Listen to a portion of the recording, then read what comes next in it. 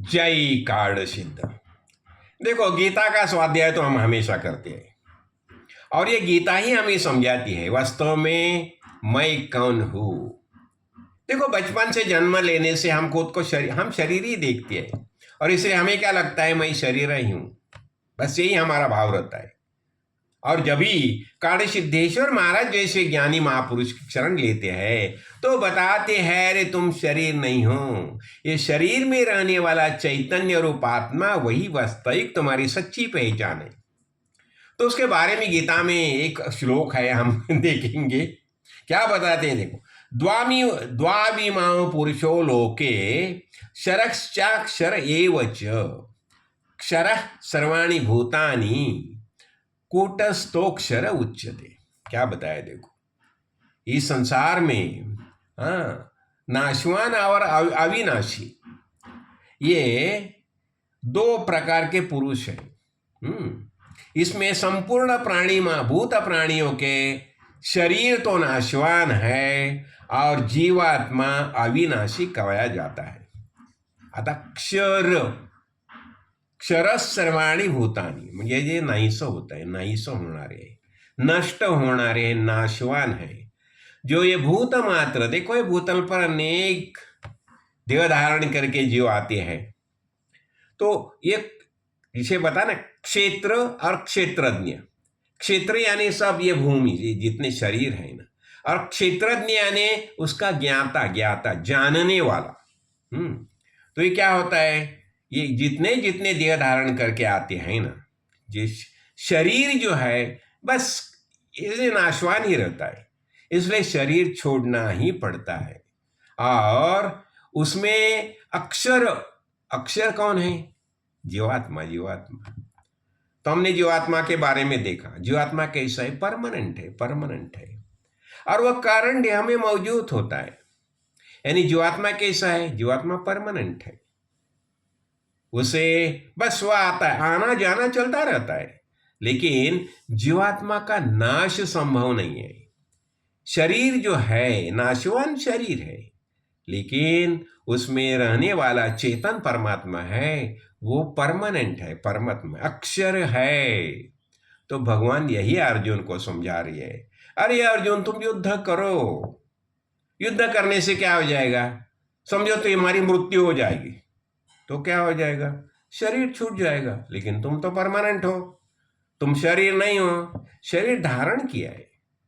इसलिए बताया ना, वासासी जीर्णानि यथा विहाय नवानि गृह्णाति नरोपराणि तथा विहाय शरीराणि जीर्णान अन्यानि संयाति नवानि देह। तो कार्य चलता रहता है, लेकिन तुम्हारा निश्चय क्या होना चाहिए, बस कर्म करो।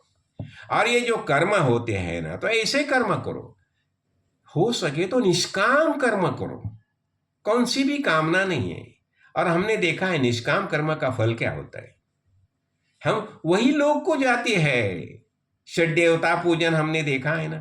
तो निष्काम कर्म का कितना। और देखो, एक समय ऐसा ही हो गया, गुरु जी के सामने मैं प्रवचन करता था और उसी समय एक ओवी आई, ज्ञानेश्वर महाराज ने जी लिखी है, वो पुण्यात्म के पापे स्वर्गा जाइजे, पापात्म के पापे नरका जाइए, माते पाविजे ते शुद्ध पुण्य। उसने क्या बताया, तुम पुण्यात्म के पापे, पुण्य करेगा ना, लेकिन कुछ इच्छा रख के तो तुम स्वर्ग जाएंगे, और पापात्म के पापे, और फिर गलत कार्य करेगा तो नरक की प्राप्ति हो जाएगी, कुच्छिता नरा इति नरका, वो प्राप्ति हो जाएगी। हाँ, तो ये होता है तिर्यक्तम तामसा यान्ति, तो तुम ये तिर्यक योनि में जाएंगे। और माते पावी, मेरी प्राप्ति होने के लिए, माते पावी जेते शुद्ध कर्म, तो मेरी प्राप्ति करने के लिए तुम्हें शुद्ध कर्म करनी चाहिए। और ये शुद्ध कर्म कौन से, तो महाराज ने बताया मुझे, रुको बताओ शुद्ध कर्म कौन से है।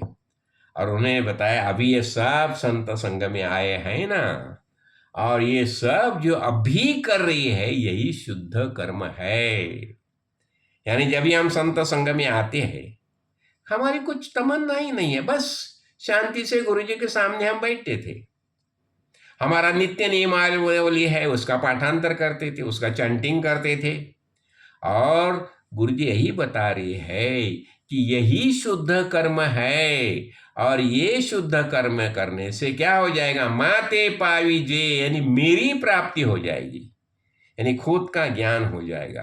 तो हमें क्या करना चाहिए, हमें शुद्ध कर्म करनी चाहिए। यानी अभी मैं ये सब कर रहा हूं, क्यों कर रहा हूं, बस कुछ नहीं, मुझे कुछ नहीं चाहिए। चाह गई चिंता मिटी मनुआ बेपुरवाह, जिसको कछु न चाहिए वही शहंशाह। मैं तो शहंशाह, मुझे कुछ नहीं चाहिए, मैं जैसा हूं वैसा मैं तृप्त हूं। और इसलिए हम बताते हैं ना, पूर्ण मदः पूर्णमिदं पूर्णात् पूर्णमुदच्यते पूर्णस्य पूर्णमादाय पूर्णमेवावशिष्यते।